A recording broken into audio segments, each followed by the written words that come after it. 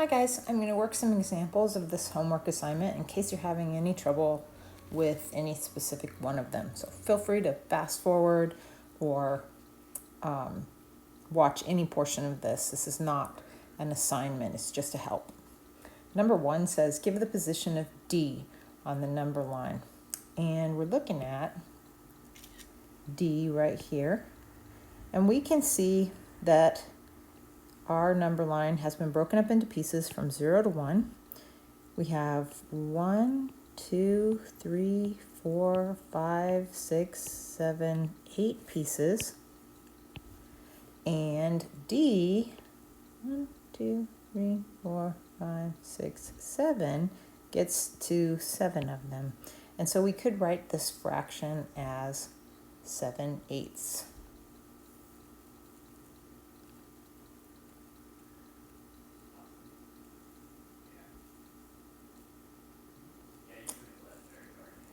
Number 2 asks me to plot 2/5, and we have a number line that is broken into 1, 2, 3, 4, 5 pieces.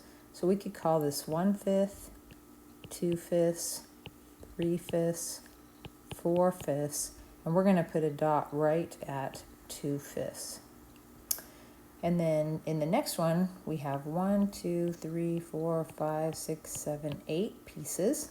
So we could call this 1/8, 2/8, 3/8, 4/8, 5/8, 6/8, 7/8, and then we know that 8/8 is 1. So we're going to find 6/8 and put a dot right there.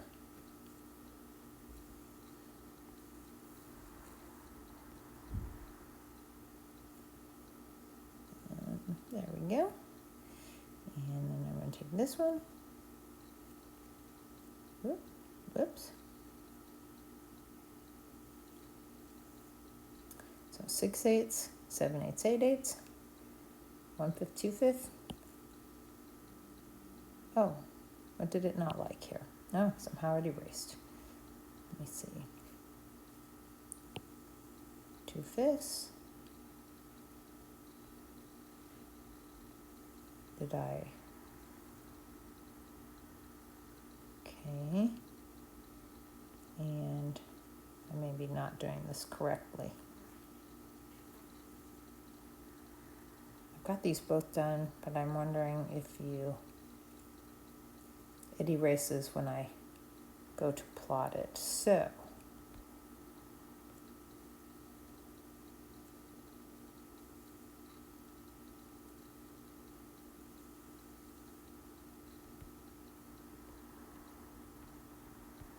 I'm not sure what else to do here. That's why I like to do this so I know what you guys are wrestling with. Okay, I've got them in the right place. I'm not sure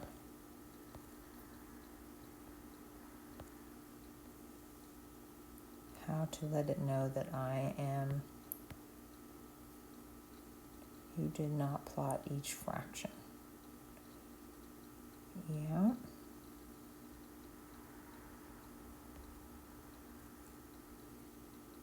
Oh, look at that. One of them stayed that time. It must just be an anomaly with trying to do this on an iPad. Okay, reject. Oh. It's only going to give you one more chance. Somebody will have to tell me if you know the secret to this.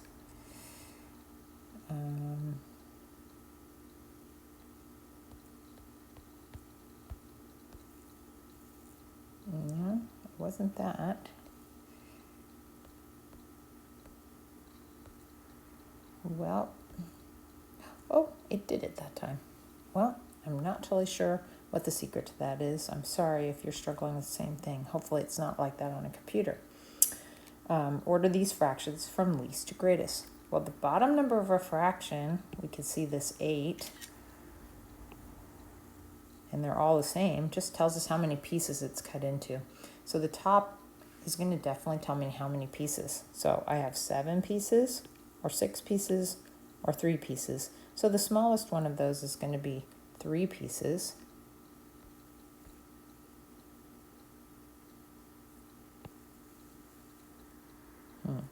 Oh, I'm looking at a screenshot. Sorry about that. No wonder it wouldn't do it. There, we'll put 3/8 over here, and then 6/8 would be next. 7/8 is the most because I have 7 pieces instead of 6 or 3. There we go. Number 4 says order these fractions from least to greatest. Okay, this is a little trickier because the pieces are different sizes. So I have 1/6, I have 1/8, and I have 1/4. And I need to know which one of those would be the biggest or the smallest. One way to do this with a calculator, if you were allowed to, is to do the division 1 divided by 6, 1 divided by 8, 1 divided by 4.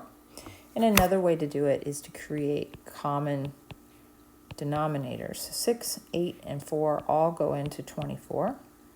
6 times 4 is 24, so we have to times by 4 on the top. 8 times 3 is 24, so we have to times by 3 on the top. And 4 times 6 is 24, so we have to times by 6 on the top. Okay, so now we can easily see this in terms of which fraction is the biggest and the smallest, because then we just say, there I have 4 pieces, there I have 3, and there I have 6 out of 24. So they're all even. The other thing that you can do, we could say 4, well, here, let's do it this way instead. We could do 1 divided by 6 is 0.1666 repeating. We could do 1 divided by 8, which is 0.125. We could do 1 divided by 4, which is 0.25. And so if we just looked at the decimals, we could see that this one, 0.25, when I'm comparing decimals, I like to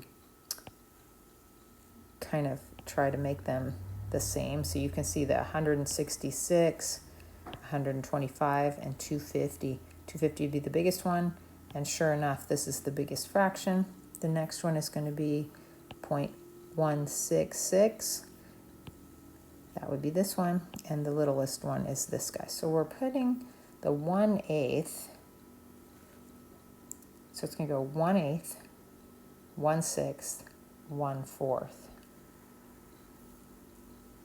1/8, 1/6, 1/4. Different ways to compare those. You try it some different ways. Number 5 says, let's compare 5/6 and 7/9. And it says, first write the fractions with the same denominator. So we need a denominator, we need a number that 6 goes into and 9 goes into.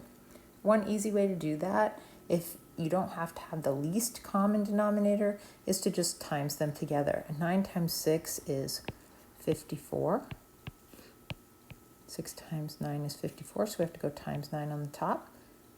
5 times 9 is 45. And then 9 times 6 is 54, so we have to times by 6 here, and that'd be 42. So that's a quick way to compare these fractions. 42 pieces out of 54 is not as many as 45 pieces out of 54. And then, yep, okay, I'll see if I can remember this to put it in. We have 45 and 42.